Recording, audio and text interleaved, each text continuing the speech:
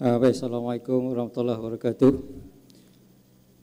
Salam Malaysia Madani, salam anak yang baik lagi cerdik, yang berusaha barisan timbalan, pengarah Jabatan Pendidikan Negeri Kedah, barisan pegawai-pegawai daripada jabatan dan juga PPD, dan seterusnya tuan-tuan dan puan-puan lah, pengetua-pengetua yang saya hormati sekalian lah.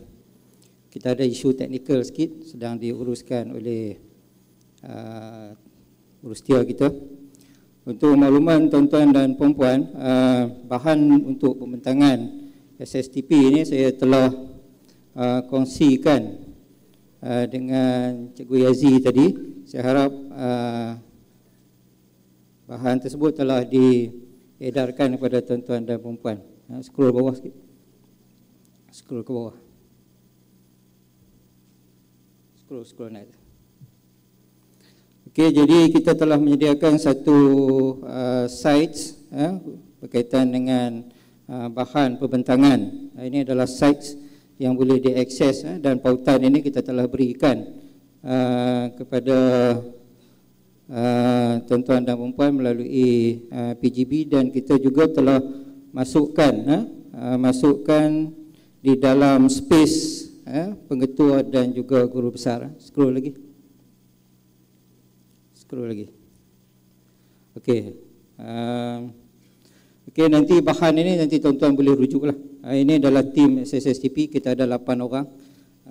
Bersama dengan kru hari ini ada 2 orang, Cikgu Hamizi dan juga Cikgu Junaidi. Yang lain berada di PKG Gurun untuk satu event, iaitu kita sedang nak memantapkan berkaitan dengan AI. Seterusnya, okey, next, terus. Okey, ini adalah senarai perkongsian yang kita akan buat. Yang pertama iaitu berkaitan dengan penggunaan aktif D5, piagam pelanggan, dan juga saya akan share sikit berkaitan dengan pembugaran satu SPI pada 2018 berkaitan dengan dasar murid membawa peranti. Okey, scroll lagi. Okey, yang kedua seterusnya berkaitan dengan jadual waktu dan juga sedikit isu lah. Okey, next. Okey, sikit. Okey, bagi nampak data dah. Okey. Baik, kalau tuan-tuan lihat data ini adalah data dalam dashboard D5. Kalau tuan-tuan lihat di sini, dia ada dalam dashboard ini dipaparkan pengguna aktif D5. Apa maksud pengguna aktif D5? Okey, kalau dulu kita sebut sebagai login sahaja. Kalau kita login saja, dia tidak lagi dikira sebagai pengguna aktif. Bila kita login login D5. Okey, kita guna apa? Login saja tak buat apa, itu tidak di-tag sebagai pengguna aktif. Okey, kita guna apa? Aplikasi. Contohnya Google Meet. Okey, buka Google Meet. Tak buat apa pun. Tak cakap apa pun. Tak dianggap sebagai pengguna aktif. Okey, mula bercakap, ada respon dan sebagainya, baru kita akan di-tag sebagai pengguna aktif. Jadi berdasarkan data ini, iaitu pada tahun 2023, pengguna aktif dalam kalangan guru iaitu 92%. Tinggilah, tinggi. Tahniah pada tuan-tuan dan puan-puan. Kemudian pengguna aktif dalam kalangan murid 36%. Maksudnya lebih kurang 1/3 sahaja murid-murid kita yang aktif dalam menggunakan D5. Untuk 2024 sehingga bulan 3 ni, baru masuk minggu pertama bulan 3 ni, pengguna aktif dalam kalangan guru ialah 67% dan murid ialah 5%. Jadi apa yang saya nak highlight di sini ialah penggunaan D5 ni dalam kalangan guru ni okeylah. Okey. Dah gunalah, cikgu-cikgu dah gunalah. Cuma dalam kalangan murid tak berapa nak rancak lagi lah. Jadi mohon kerjasama tuan-tuan dan puan-puan untuk kita fikir-fikirkan strategi-strategi yang perlu kita laksanakan untuk mengaktifkan penggunaan D5. Okey, scroll sikit bawah. Okey, lagi. Okey, jadi bagaimana kita nak memanfaatkan aplikasi D5? Antaranya iaitu kita boleh menggunakan aplikasi di bawah aplikasi Google, iaitu Google Classroom. Jadi Google Classroom ni walaupun sekarang ni dah tidak ada PDPR, tapi tak semestinya kita tinggalkan platform ini. Okey, sebab kita masih ada lagi Flip Classroom, blended learning yang kita boleh laksanakan untuk meningkatkan keberkesanan PDP. Jadi saya sarankan Google Classroom diteruskanlah. Dan juga kita ada MS Team. Untuk makluman tuan-tuan dan perempuan, dalam MS Team ni dia ada satu tools AI yang dipanggil sebagai Reading Progress, yang mana guru-guru boleh memberi satu assignment kepada anak murid, iaitu Reading Progress, iaitu dalam membuat pentaksiran kemahiran membaca bahasa Inggeris CAFR. Okey, bahasa Inggeris CAFR tu kan ada bahan yang nak kena baca. Jadi kita boleh bagi assignment dan anak murid kita dia boleh baca bahan berkenaan di telefon, dan sistem akan detect satu-satu sebutan bacaannya. Dia akan detect perkataan mana betul, perkataan mana salah. Kemudian dia ada aktiviti sebut perkataan yang salah sehingga betul dan sebagainya. Jadi ini dah sangat-sangat membantu guru bahasa Inggeris dalam melaksanakan pentaksiran membaca. Jadi tuan-tuan dan perempuan, pengetua-pengetua sekalian, amatlah kami mengharapkan tuan-tuan dapat kempen agar cikgu kita menggunakan kemudahan ini. Inilah yang dikatakan sebagai AI, Artificial Intelligence, yang kita boleh gunakan, sistem yang boleh detect. Bayangkan seorang guru tu dia nak buat pentaksiran ni, dia kena panggil seorang-seorang anak murid dia baca. Tapi melalui sistem ini dia boleh membantu guru, memudahkan guru dan dapat mengatasi isu beban tugas guru dalam membuat pentaksiran. Okey. Kemudian di dalam D5, kalau tuan-tuan buka, ada 14 aplikasi Artificial Intelligence. Terokarlah untuk kita guna. Okey, buku teks digital pun ada dalam tu. Okey, scroll lagi. Okey, bahan PDP D5, Office 365 dan sebagainya. Jadi tuan-tuan terokarlah. Okey, scroll. Okey, tengok piagam pelanggan. Naik sikit, piagam pelanggan. Yang atas. Scroll balik. Piagam pelanggan. Okey. Piagam pelanggan ini adalah piagam pelanggan jabatan, tetapi ia tidak dapat direalisasikan tanpa kerjasama tuan-tuan dan puan-puan lah. Iaitu piagam pelanggan ini ialah memastikan ID D5 baharu diedarkan kepada guru dan murid.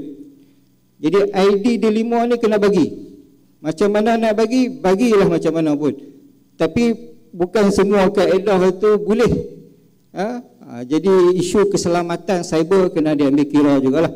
Ada juga kadang-kadang kita bagi ID D5 ni melalui grup WhatsApp. Itu tak boleh. Sebab mendedahkan data. ID ini boleh disalahgunakan.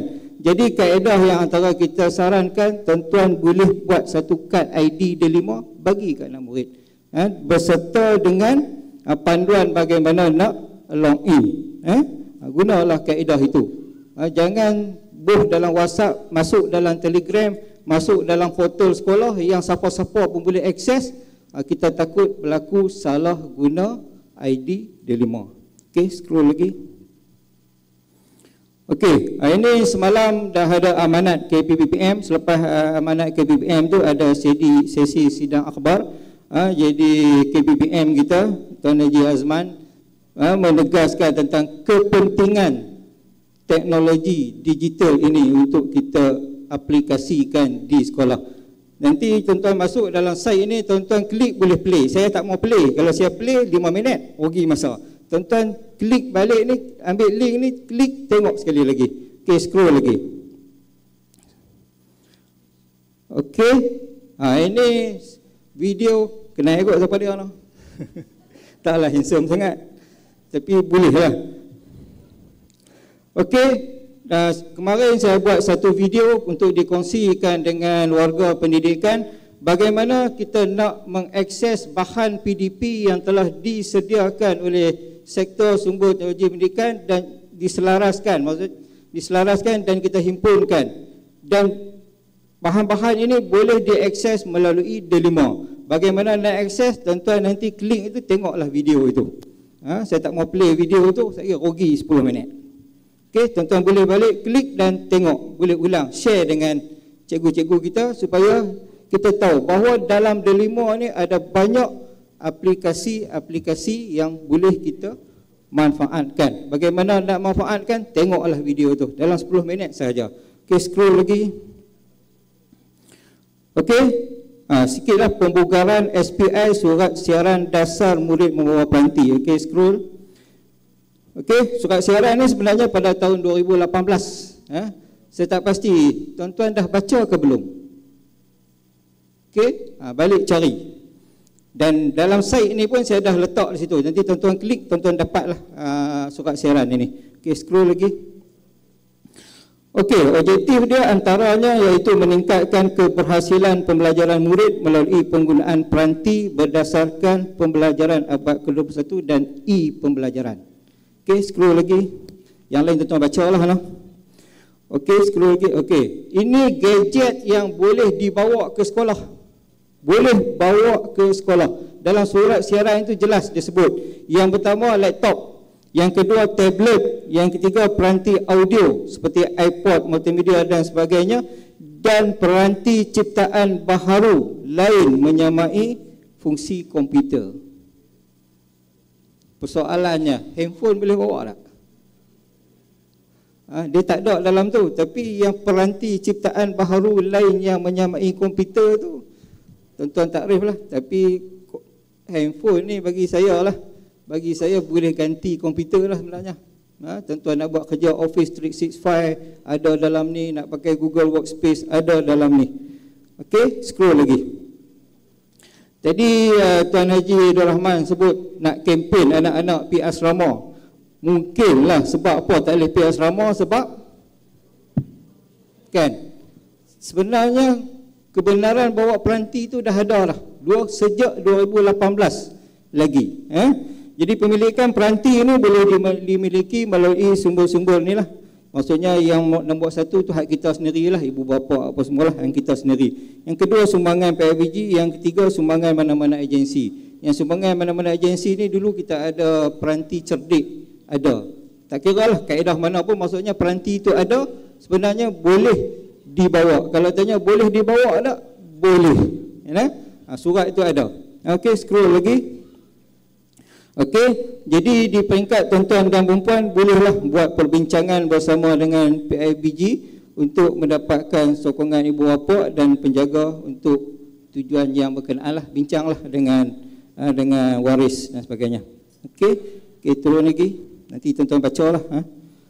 Okey, tata cara pendaftaran peranti. Ada kaedah dia.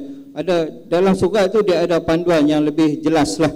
Antaranya iaitu perlu mengisi aku janji. Risiko tanggungjawab duduk dekat pemilik itu sendiri, bukan tanggungjawab kita lah. Nanti tuan-tuan bacalah dalam surat yang berkenaan.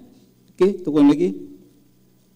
Okey, ini ada borang-borang pun ada dalam tu. Nanti tuan-tuan ambil untuk diaplikasikan. Jelas sebenarnya kalau baca garis panduan itu jelas.